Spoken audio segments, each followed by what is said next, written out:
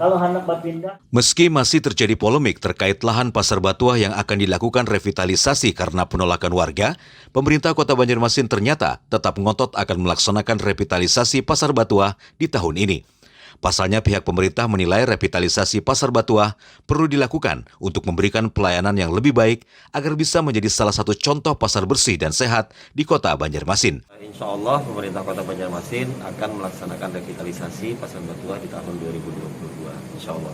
Alasannya kenapa, Pak? Alasannya apa jadi ngototnya? Yang pertama memang kita ingin memberikan pelayanan terbaik untuk masyarakat Kota Banjarmasin dalam hal penyediaan sarana jual beli ya, dalam hal ini pasar, karena memang kami menilai Pasar Batuah itu memang sangat diperlukan untuk dilakukan revitalisasi dalam rangka memberikan pelayanan kepada masyarakat.